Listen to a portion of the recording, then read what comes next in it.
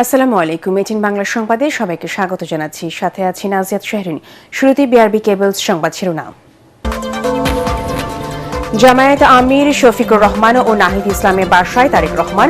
রাজনীতিতে ইতিবাচক ধারা বলছেন তাহের। নতুন বাংলাদেশ বিনির্মাণে একসাথে কাজ করার প্রত্যয়। বঙ্গভবনের পরিবর্তে সংসদের শপথ জানালেন আইন উপদেষ্টা। আমন্ত্রিত সার্কভুক্ত পররাষ্ট্রমন্ত্রীরা যোগ দেবেন ভারতের লোকসভার স্পিকার ও পররাষ্ট্র সচিব। বিএনপির মন্ত্রিসভায় অভিজ্ঞতার তারুণ্য মিশন। প্রধান উপদেষ্টার সভাপতিত্বে উপদেষ্টা পরিষদের শেষ বৈঠক অনুষ্ঠিত। অবাধ, সুষ্ঠু ও নিরপেক্ষ নির্বাচন আয়োজন অন্তর্বর্তী সরকারের সবচেয়ে বড় সাফল্য, দাবি প্রেস সচিবের। নির্বাচনে 49.97% ভোট পেয়েছে বিএনপি, জামায়াতে 31.76 এবং এনসিপি পেয়েছে 3.05% ভোট। ইসি সচিব। 32 আসনে ফলাফল পুনর্গণনার দাবি 11 দলের। নির্বাচন পরবর্তী সহিংসতার প্রতিবাদে কাল রাজধানীতে বিক্ষোভ। তফসিল থেকে ভোটের সংঘর্ষ, নিহত 10, বলছে হিউম্যান রাইটসের প্রতিবেদন। এবং 18 ফেব্রুয়ারি থেকে দেশের সব মাধ্যমিক, নিম্ন মাধ্যমিক বিদ্যালয় বন্ধ রাখার নির্দেশ হাইকোর্টের। পূর্ব ঘোষিত ছুটি শুরুর সময় ছিল 8 মার্চ। শুনছিলেন বিআরবি কেবল সংবাদ শিরোনাম। এবারে বিস্তারিত। জামায়াতে ইসলামের আমির শফিকুর রহমানের বসুন্ধরার বাসায় গিয়ে তার সাথে কুশল বিনিময় করেন বিএনপি চেয়ারম্যান তারেক রহমান। দুই নেতার সৌজন্য সাক্ষাতে প্রাধান্য পায় সদ্য সমাপ্ত জাতীয় নির্বাচন এবং দেশ বিনির্মাণের করণীয় সম্পর্কে। সাক্ষাৎ শেষে গণমাধ্যমের সাথে কথা বলেন জামায়াতের নেতা আব্দুল্লাহ আবু তাহের। অন্যদিকে জাতীয় নাগরিক পার্টির আহ্বায়ক নাহিদ ইসলামের সাথে বাসায় গিয়ে সাক্ষাৎ করেন বিএনপি চেয়ারম্যান। সৌজন্য সাক্ষাৎ শেষে এনসিপি নেতা আখতার হোসেন জানান, বিএনপির প্রধানকে নির্বাচন পরবর্তী সহিংসতায় উদ্বেগ জানানো হয়েছে। বিস্তারিত জানাচ্ছেন তৌহিদুর রহমান নিশান। রোববার সন্ধ্যায় রাজধানীর বসুন্ধরা আবাসিক এলাকায় জামাতের আমিরের বাসায় যান বিএনপি চেয়ারম্যান তারেক রহমান। সেখানে দুজনের সাক্ষাতের পর এক ফেসবুক পোস্টে জামাত আমির বলেন, তারেক রহমানের এই আগমন জাতীয় রাজনীতির জন্য এক ঐতিহাসিক মুহূর্ত। পরে জামাতের পক্ষ থেকে সংবাদ সম্মেলনে ইতিবাচক প্রতিক্রিয়া দেন জামাতের নায়েবে আমির সৈয়দ আব্দুল্লাহ মোহাম্মদ তাহের। প্রধানমন্ত্রী যিনি হবেন আমাদের জনাব তারেক সাহেব, উনি আজকে প্রধান বিরোধী দলের যিনি প্রধান হবেন জামাত ইসলামীর আমির ডক্টর শফিকুর রহমান, তার সাথে সৌজন্য সাক্ষাৎ করতে আসছেন, একটা কার্টেসি ভিজিট করতে আসছেন। এটাকে আমরা ওয়েলকাম করি।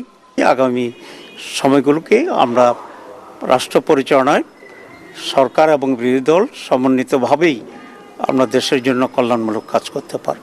এরপর এনসিপি আহ্বায়ক নাহিদ ইসলামের বাসায় যান বিএনপি চেয়ারম্যান। এ সময় তারেক রহমানকে জড়িয়ে ধরে সাদরে গ্রহণ করেন নাহিদ ইসলাম।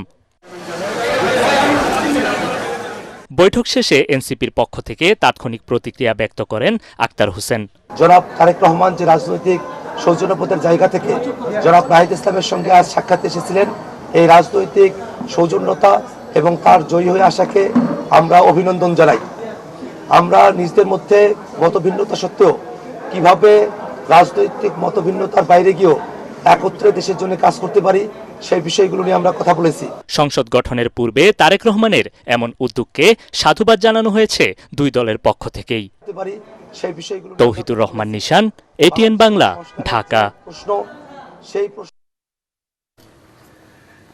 আগামী মঙ্গলবার সকালে জাতীয় সংসদ ভবনে শপথ নেবেন নবনির্বাচিত এমপিরা। বিকেলে শপথ নেবেন মন্ত্রী পরিষদের সদস্যরা।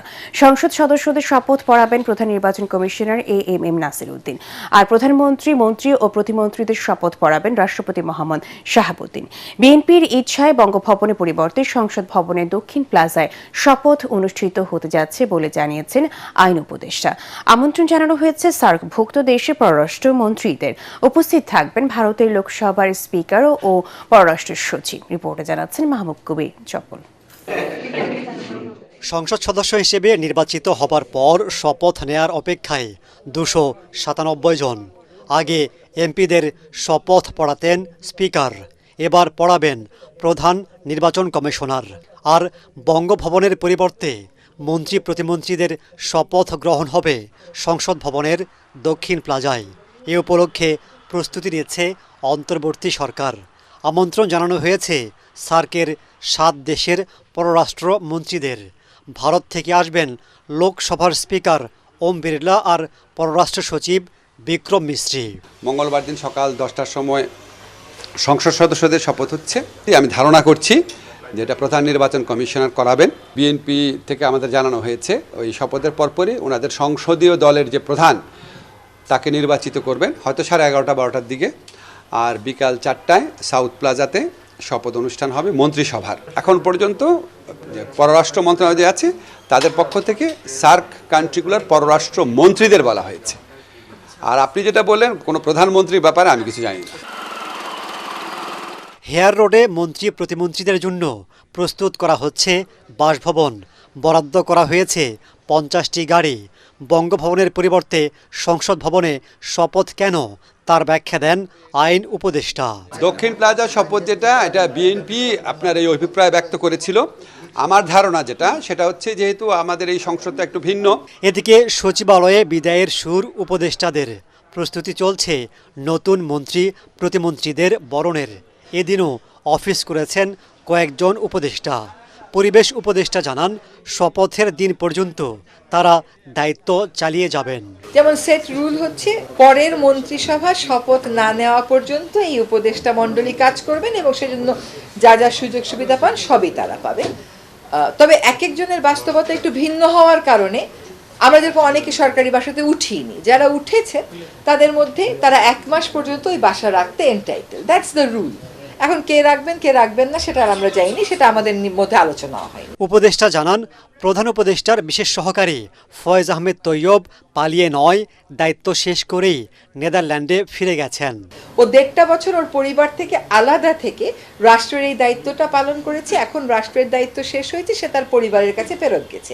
এখন এইটাকে যদি আপনি ভিন্নভাবে উপস্থাপন করতে চান করতে পারেন। ও তো বলেছে যে ও আবার দেশে ফেরত আসবে।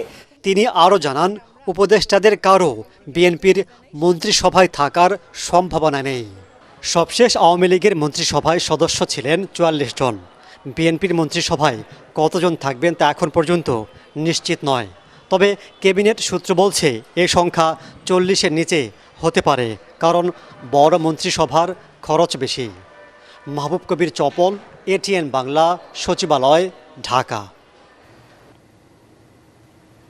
অভিজ্ঞতা আর তরুণ নেতৃত্বের সমন্বয়ে একটি ভারসাম্যপূর্ণ মন্ত্রিসভা গঠন করতে যাচ্ছেন বিএনপি চেয়ারম্যান তারেক রহমান। মন্ত্রিপরিষদে মধ্যম সারির জনপ্রিয় ক্লিন ইমেজের নেতাদের প্রাধান্য থাকার ইঙ্গিত দিয়েছেন দলটির নীতি নির্ধারকরা। নির্বাচিত জনপ্রতিনিধিদের পাশাপাশি টেকনোক্র্যাট, দলের পোড় খাওয়া নেতা বিশেষজ্ঞ আর দীর্ঘদিনের মিত্রদের মধ্য থেকেও কয়েকজন মন্ত্রিসভায় থাকছেন বলে জানা গেছে। মঙ্গলবারের মধ্যেই ভাবী প্রধানমন্ত্রী তারেক রহমানের নেতৃত্বে নতুন মন্ত্রিসভার শপথ নেয়ার কথা। বিএনপি নতুন মন্ত্রিসভা কেমন হতে পারে সেই ধারণা দিচ্ছেন মইনুল হাসান। তারেক রহমান ম্যাজিকে ত্রয়োদশ জাতীয় সংসদ নির্বাচনে বিপুল সংখ্যাগরিষ্ঠতা নিয়ে এখন সরকার গঠনের অপেক্ষায় বিএনপি। দেশের আগামী প্রধানমন্ত্রী তারেক রহমানের নেতৃত্বে গঠিত হতে যাচ্ছে নতুন মন্ত্রিসভা।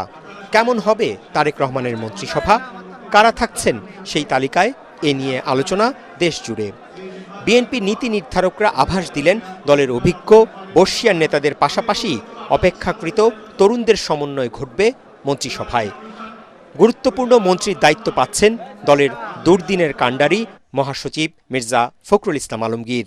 সিনিয়রদের মধ্যে গুরুত্বপূর্ণ মন্ত্রণালয়ের দায়িত্ব পেতে যাচ্ছেন ডক্টর খন্দকার মোশাররফ হোসেন, ডক্টর মঈন খান, আমির খসরু মাহমুদ চৌধুরী, সালাউদ্দিন আহমদ, ইকবাল হাসান মাহমুদ টুকু, ডাক্তার AZM জাহিদ হোসেন, মির্জা আব্বাস, আসাদুল হাবিব দুলু।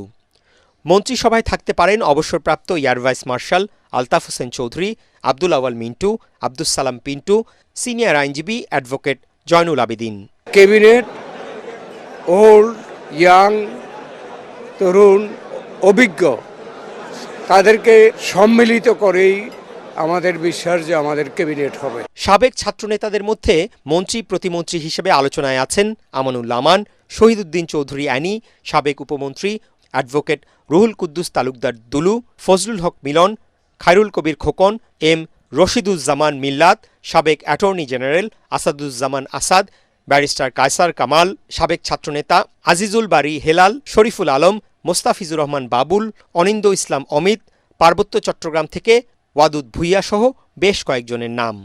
সংসদীয় যিনি নেতা জনাব তারেক রহমান, ওনার উপরে ছেড়ে দিই, উনি অনেক চিন্তাভাবনা করেই দায়িত্বটুকু দিবেন, কাকে কোন দায়িত্ব দেন।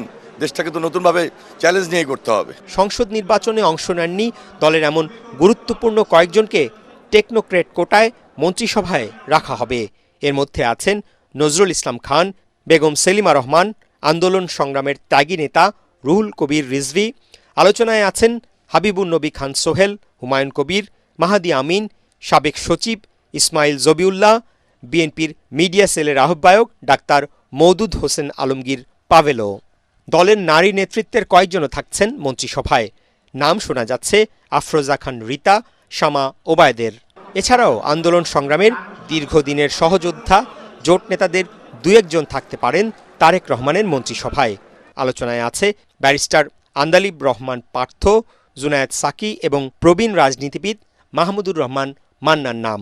আমরা তারেক রহমানকে ভারপ্রাপ্ত চেয়ারম্যান করেছি এবং তখনই আমাদের কনফিডেন্স যে তারেক রহমান পারফর্ম করতে পারবে, পেরেছে, দেশে এসেছে এবং নির্বাচনের মাধ্যমে জনগণের কাছ থেকে এটা প্রমাণিত হয়েছে। জানা গেছে মন্ত্রিসভায় স্থান দেওয়ার ক্ষেত্রে বিভাগ ও গুরুত্বপূর্ণ জেলার প্রতিনিধি রাখার বিষয়টিও বিবেচনায় রাখা হচ্ছে। মইনুল আহসান, এটিএন বাংলা, ঢাকা। জাতীয় নির্বাচনকে সুষ্ঠু, অবাধ ও নিরপেক্ষ করতে যারা অন্তর্বর্তী সরকারের সবচেয়ে বড় সফলতা বলে দাবি করলেন প্রধান উপদেষ্টা প্রেস সচিব শফিকুল আলম। এছাড়া সরকার 90% সফল বলেও মনে করেন তিনি। বলেন, দেশে স্থিতিশীলতা ফেরানোর পাশাপাশি অর্থনৈতিক উন্নয়ন, সংস্কার, জ্বালানি খাতে দুর্নীতি কমিয়ে আনা ও রিজার্ভ বৃদ্ধি ছিল অন্যতম সফলতা। প্রধান উপদেষ্টা ডক্টর মোহাম্মদ ইউনূসের সভাপতিত্বে উপদেষ্টা পরিষদের শেষ বৈঠকের পর রাজধানী বেইলি রোডে ফরেন সার্ভিসের একাডেমিতে সংবাদ সম্মেলনে তিনি এসব কথা বলেন। আইন শৃঙ্খলা বাহিনী সহ সবাইকে প্রধান উপদেষ্টার পক্ষ থেকে ধন্যবাদ জানান তিনি। শফিকুল বলেন, অতীতে এত সুন্দর নির্বাচন অনুষ্ঠিত হয়নি। আসছে সংসদে একটি শক্তিশালী বিরোধী দল পাবে বলেও আশাবাদ জানান তিনি। মন্ত্রিপরিষদের শপথ শেষে প্রধান উপদেষ্টা তার ব্যক্তিগত কাজে ফিরবেন বলেও জানিয়েছেন প্রেস সচিব। আজকের ক্যাবিনেটের প্রথম এজেন্ডা ছিল হচ্ছে ইলেকশন বিষয়ে একটা সাকসেসফুল এবং একটা ঐতিহাসিক ইলেকশন, ফেস্টিভ ইলেকশন করার জন্য ধন্যবাদ প্রস্তাব গ্রহণ। তো চিফ অ্যাডভাইজার সবাইকে ধন্যবাদ দিয়েছেন, পুরো ক্যাবিনেট মেম্বাররা তাদের মতো করে ধন্যবাদ দিয়েছেন। একটা বড় বিষয় সবাই যেটা তুলে ধরেছেন যে এটা একটা এমন একটা ইলেকশন হয়েছে যেখানে 41st টাইম আমরা একটা ভালো একটা অপোজিশনকে দেখতে পাবো।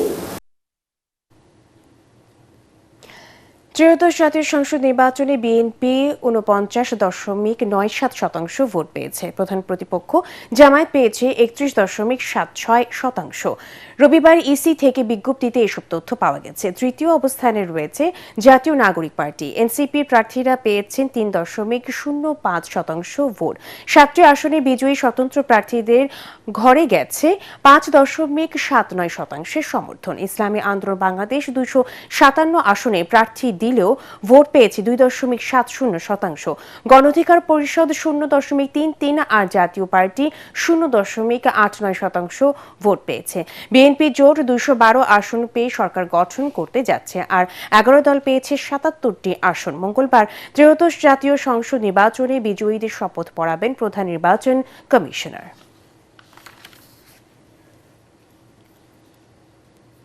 শপথ নিয়ে সংসদে গেলেও 32টি আসনে ফলাফলে জালিয়াতির অভিযোগ তুলে আইনি লড়াই চালিয়ে যাওয়ার কথা জানিয়েছে 11 দল। দুপুরে নির্বাচন ভবনে অভিযোগ দিতে এসে কথা জানান জোটের লিয়াজত কমিটির সমন্বয়ক হামিদুর রহমান আজান। বলেন, নির্বাচন পরবর্তী সহিংসতা বন্ধে সোমবার বিকেলে বাইতুল মোকাররম এলাকায় বিক্ষোভ মিছিল অনুষ্ঠিত হবে। এদিকে নির্বাচন কমিশনার আনোয়ারুল ইসলাম সরকার বলেছেন, নিয়ম মেনে গেজেট প্রকাশ হয়েছে। সাজ্জাদ জাহানের রিপোর্ট। রবিবার দুপুরে ভোট গ্রহণ, গণনা ও ফলাফল ঘোষণায় বিভিন্ন অনিয়মের অভিযোগে 11 দলীয় জোটের প্রতিনিধিরা নির্বাচন কমিশনে আসেন। 4 কমিশনারের সঙ্গে দীর্ঘ বৈঠকের পর গণমাধ্যমে কথা বলেন তারা।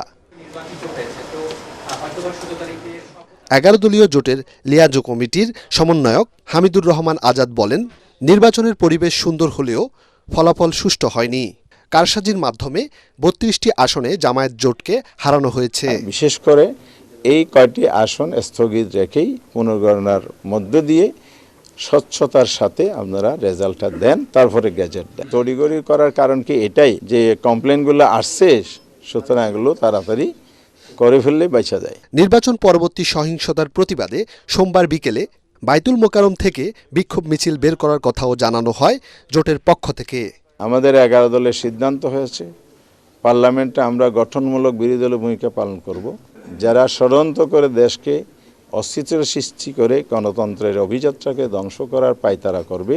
16ই ফেব্রুয়ারি ঢাকার রাজপথে বাইতুল মোকাররম উত্তর গেট থেকে আমরা প্রতিবাদ সভা এবং বিক্ষোভ মিছিলের ঘোষণা দিয়েছি।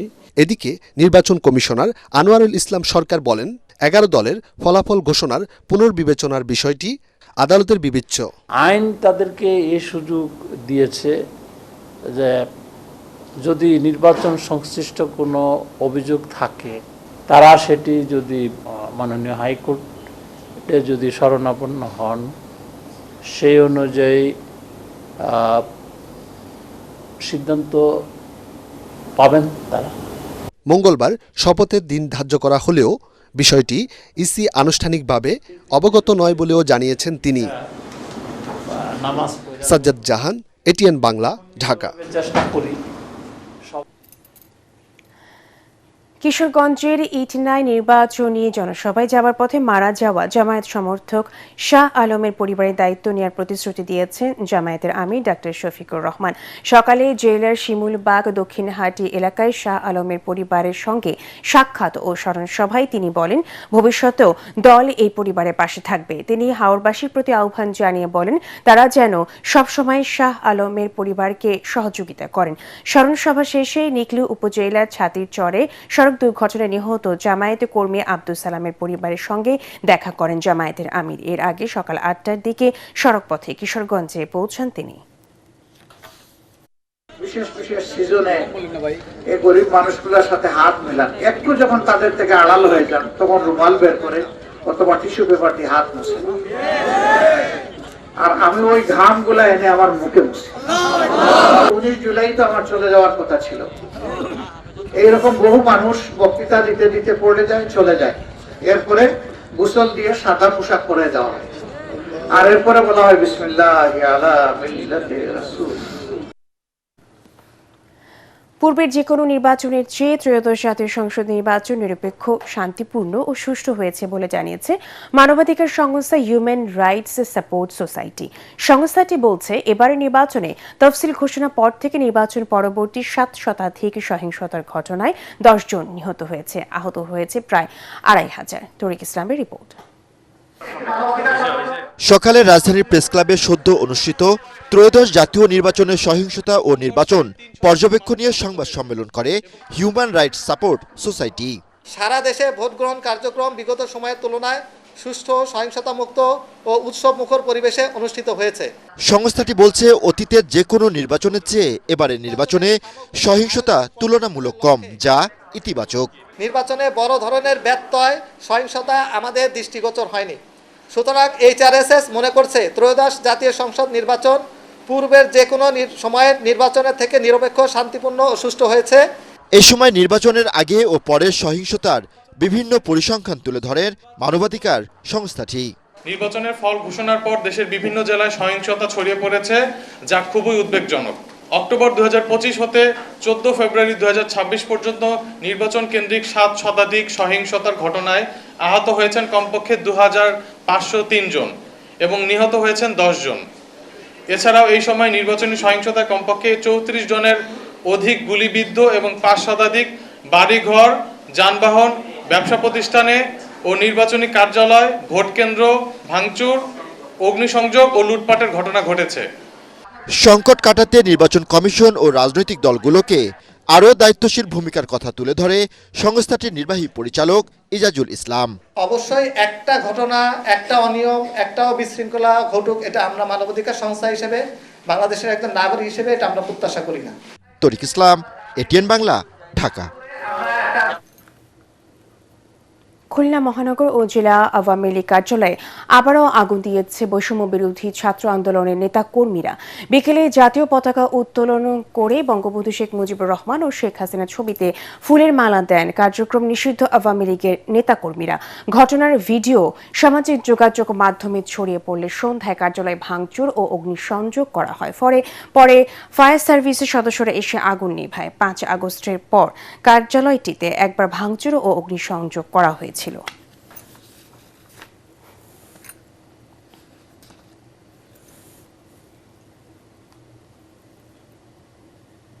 ফ্যাসিবাদ বিরোধী আন্দোলনে এবং ত্রয়োদশ জাতীয় সংসদ নির্বাচনে বিএনপির নিরঙ্কুশ বিজয় অর্জনে প্রবাসী বাংলাদেশিরাও জনমত গঠনে গুরুত্বপূর্ণ ভূমিকা রেখেছে বলে দাবি করেছেন জাপান বিএনপি নেতারা। রাজধানীর জিয়া উদ্যানে দলের প্রতিষ্ঠাতা জিয়াউর রহমান ও সাবেক প্রধানমন্ত্রী বেগম খালেদা জিয়ার সমাধিতে শ্রদ্ধা জানানোর শেষে জাপান বিএনপি সাধারণ সম্পাদক মনি এমদাদ এই কথা বলেন। এর আগে বিপুল সংখ্যক জাপান প্রবাসী ও স্থানীয় নেতাকর্মীদের নিয়ে জিয়া উদ্যানের সমাধিতে ফুল দিয়ে শ্রদ্ধা জানান নেতারা। জাতীয় নির্বাচনে দলের হয়ে প্রচারণা চালাতে নির্বাচনের আগে মনি এমদাদের নেতৃত্বে বিপুল সংখ্যক জাপান প্রবাসী দেশে আসেন। আমরা প্রত্যাশা করি বর্তমান যে আমরা ত্রয়োদশ নির্বাচনের মাধ্যমে যেভাবে নিরঙ্কুশভাবে আমরা সরকার গঠন করতে পেরেছি বলে আমরা বিশ্বাস করি আগামীকাল হয়তো পরশুদিন আমরা শপথ অংশগ্রহণ করার মাধ্যমে আমাদের তারুণ্যের অহংকার তারেক রহমানের নেতৃত্বে বাংলাদেশ সুসংগঠিতভাবে সামনে এগিয়ে যাবে, এই প্রত্যাশা আমরা ব্যক্ত করি। অবশ্যই আমরা প্রত্যাশা করি ওনার নেতৃত্বে আমরা অবচল থাকবো, ওনার নির্দেশনার মতো সারা বিশ্বের বিএনপি পরিচালনা হবে। রমজান উপলক্ষে 18 ফেব্রুয়ারি থেকে দেশের সব মাধ্যমিক ও নিম্ন মাধ্যমিক বিদ্যালয় বন্ধ রাখার নির্দেশ দিয়েছে হাইকোর্ট। পূর্ব ঘোষিত সময়সূচি অনুযায়ী এসব শিক্ষা প্রতিষ্ঠানে 8 মার্চ থেকে ছুটি হবার কথা ছিল। বিচারপতি ফাহমিদা কাদের ও বিচারপতি আসিফা হাসানের দ্বৈত বেঞ্চ আদেশ দেন। রমজান মাসে স্কুল বন্ধ রাখার নির্দেশনা চেয়ে হাইকোর্টে রিটটি দায়ের করেন সুপ্রিম কোর্টের এক আইনজীবী। নির্বাচনকালীন সাধারণ ছুটি, সাপ্তাহিক ও ধর্মীয় ছুটির কারণে টানা 5 দিন বন্ধ থাকার পর আগামীকাল থেকে খুলতে যাচ্ছে স্কুল, কলেজ, মাদ্রাসা সহ দেশের সব শিক্ষা প্রতিষ্ঠান। সালাম স্টিল ভোটের গাড়ি নিয়ে চট্টগ্রামে আছেন সহকর্মী ইরফানুল হক। তিনি জানাচ্ছেন নির্বাচন পরবর্তী খবর। সালাম স্টিল ভোটার গাড়ি নিয়ে আমি এখন আছি বাণিজ্যিক রাজধানী চট্টগ্রামে আসলে ফলাফল ঘোষণার পর এখন পর্যন্ত বড় ধরনের কোনো বিশৃঙ্খলা আমরা দেখিনি। তবে অন্যদিকে যদি বলি, চট্টগ্রাম 5 আসনের যে প্রার্থী রয়েছেন 11 দলীয় জোটের, তিনি কিন্তু অভিযোগ করেছেন যে তার যে নির্বাচনী এজেন্ট রয়েছে তাদেরকে বের করে দেওয়া হয়েছে। এছাড়া চট্টগ্রামে এখন পর্যন্ত কোনো ধরনের বড় অভিযোগ আমরা দেখিনি। আইনশৃঙ্খলা বাহিনী এখন পর্যন্ত মাঠে কাজ করছেন এবং আমরা বিএনপি এবং জামাতের যারা বিজয়ী ছিল তাদের সাথে কথা বলেছি। তারা যেমনটি বলছেন যে আসলে এই নির্বাচন আচরণবিধি এবং আইন শৃঙ্খলার বিঘ্ন হবে, তাই তারা এখন পর্যন্ত বিজয় মিছিল বের করেনি, তারা মিষ্টি বিতরণ করছে। তো সালাম স্টিল ভোটের গাড়ি নিয়ে এ ছিল আমার কাছে বন্দরনগরী চট্টগ্রাম থেকে সর্বশেষ। এবার ব্রাহ্মণবাড়িয়া থেকে নির্বাচন পরবর্তী সার্বিক পরিস্থিতি জানাচ্ছেন ইসহাক সুমন। সালাম স্টিল ভোটের গাড়ি নিয়ে আমরা আছি ব্রাহ্মণবাড়িয়ায়। আপনারা জানেন যে ব্রাহ্মণবাড়িয়াতে 6টি আসন হয়েছে। ইতিমধ্যে কিন্তু 6টি আসনের এমপি যারা বিজয়ী হয়েছেন, ইতিমধ্যে ওনারা গত কয়েকদিন যাবতই ভোটারদের কাছে যাচ্ছেন এবং ওনারা বলছেন যে যেই প্রতিশ্রুতি ওনারা দিয়েছেন আগামী দিন এই প্রতিশ্রুতি বাস্তবায়নের জন্য ওনারা কাজ করবেন। আরেকটি বিষয় আপনাদেরকে অবগত করতে চাই, যেটা হলো ভোটাররা যে বিষয়গুলো আমাদেরকে তথ্য দিয়েছেন এবং ওনারা যে বিষয়টা আমাদেরকে বলছেন যে আগামী দিন যেন এই অঞ্চলের উন্নয়নে এই 6 জন এমপি কাজ করেন, পাশাপাশি ভোটাররা বিশেষ করে অবকাঠামোগত যে উন্নয়ন আছে এই উন্নয়নের যাতে একটু বেশি হয়। এই ছিল আমার কাছে সালাম স্টিল ভোটের গাড়ির সর্বশেষ তথ্য। আবারও সালাম স্টিল ভোটের গাড়ির খবর। সালাম স্টিল ভোটের গাড়ি নিয়ে কুষ্টিয়া থেকে নির্বাচনী খবর জানাচ্ছেন প্রতিনিধি তুহিন আহমেদ। সালাম স্টিল ভোটের গাড়ি নিয়ে এখন আমরা অবস্থান করছি কুষ্টিয়াতে। সদ্য সমাপ্ত ত্রয়োদশ জাতীয় সংসদ নির্বাচন পরবর্তী জেলার রাজনীতির সর্বশেষ হালচাল জানাতে এখন আমরা অবস্থান করছি কুষ্টিয়া পৌরসভাতে। আপনার মাধ্যমে একটি বিষয় জানিয়ে রাখি, 1991 সাল থেকে 2006 সাল পর্যন্ত কুষ্টিয়ার 4টি সংসদীয় আসনই ছিল বিএনপির দখলে এবং জেলার পরিচিতি ছিল, এটি বিএনপির ঘাঁটি হিসেবে পরিচিতি ছিল। আমরা নির্বাচনের ফলাফলের এই বিপর্যয় নিয়ে বিএনপির মাঠ পর্যায়ের কর্মীদের সাথে কথা বলছিলাম। তারা জানাচ্ছিলেন দীর্ঘদিনের দলের কোন্দল এবং সমন্বয়হীনতার কারণেই এই ধরনের ফল বিপর্যয় ঘটেছে। জেলার শীর্ষস্থানীয় বিএনপির নেতাদের সাথে কথা বলছিলাম, তারা দলের আভ্যন্তরীণ কোন্দল এবং সমন্বয়হীনতার বিষয়টি স্বীকার করে তারা জানাচ্ছিলেন নির্বাচনী মাঠে নেতাকর্মীরা কাজ না করায় এ ধরনের বিপর্যয় ঘটেছে। কুষ্টিয়া থেকে সালাম স্টিল ভোটের গাড়ির এই ছিল আমার কাছে সর্বশেষ। পূবালী ব্যাংক বাণিজ্য সংবাদ।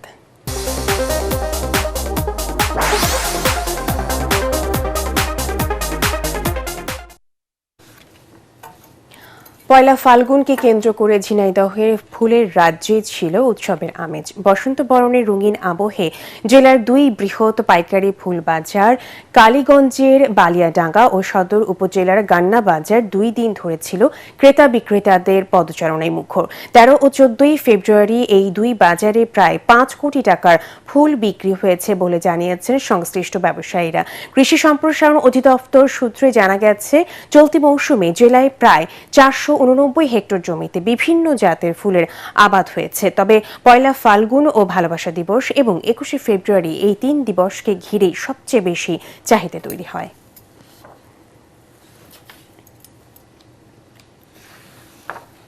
সন্ধানী লাইফ ইন্স্যুরেন্স আন্তর্জাতিক সংবাদ।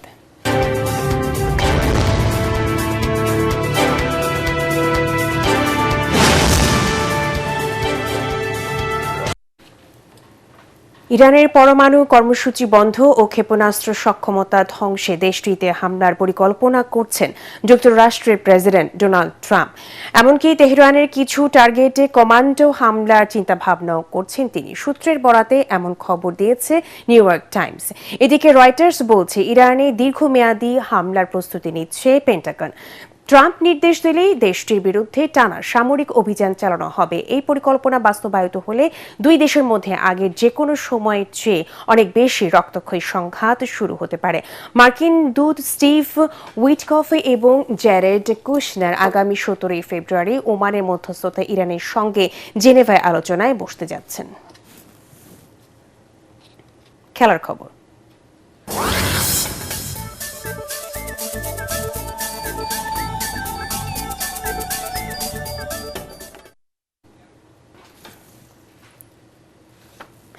পাকিস্তানকে 61 রানে হারালো ভারত। টি-20 বিশ্বকাপের বহুল আলোচিত হাই ভোল্টেজ ম্যাচটিকে প্রায় এক পেশে বানিয়ে ফেলেছেন ভারতীয় বোলাররা। 176 রানে জয়ের টার্গেটে নেমে 13 রানে সাহিবজাদা ফারহান, সাইম আয়ুব এবং সালমান আগার উইকেট তুলে নিয়ে ম্যাচটি নিজেদের গ্রিপে নিয়ে নেয় ভারত। সেই বিপর্যয় আর কাটাতে পারেনি পাকিস্তান। এর আগে কলম্বোর প্রেমাদাসা স্টেডিয়ামে টসে হেরে ব্যাটিংয়ে নেমে প্রথম ওভারে অভিষেক শর্মার উইকেট হারায় ভারতে। এরপর তিলক ভার্মাকে নিয়ে 87 রানে জুটি গড়ে তোলেন ঈশান কিষান। বড় স্কোর গড়ার সম্ভাবনা জাগিয়েও মিডল অর্ডারের ব্যর্থতায় 7 উইকেটে 175 রানের পুঁজি পায় ভারতে। ঈশান কিষান 40 বলে 77 রানের দারুণ একটি ইনিংস খেলেন। বাকি 80 বলে আসে 98 রান। ভারতের ব্যাটসম্যানরা 43টি বল ডট দিয়েছেন। পাকিস্তানের বোলারদের মধ্যে সাইম আইয়ুব 25 রানে 3টি উইকেট তুলে নেন।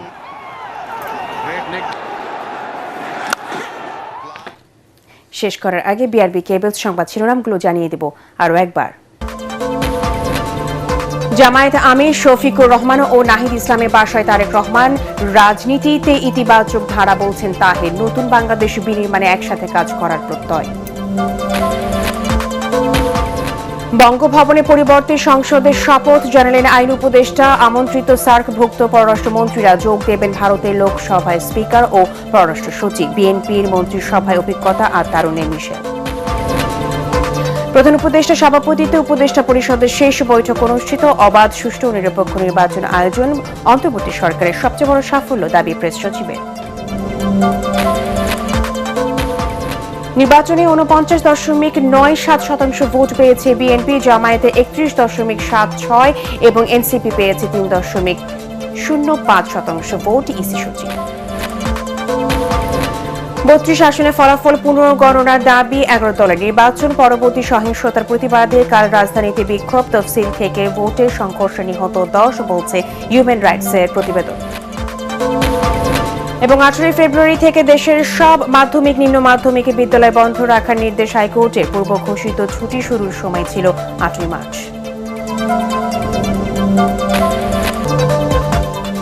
এটিএন বাংলার পরবর্তী সংবাদ দেখার আমন্ত্রণ জানিয়ে এখনকার মতো শেষ করছি। এটিএন বাংলার সংবাদ ইউটিউবে দেখতে ব্রাউজ করুন youtube/এটিএন বাংলা নিউজ। ধন্যবাদ সবাইকে।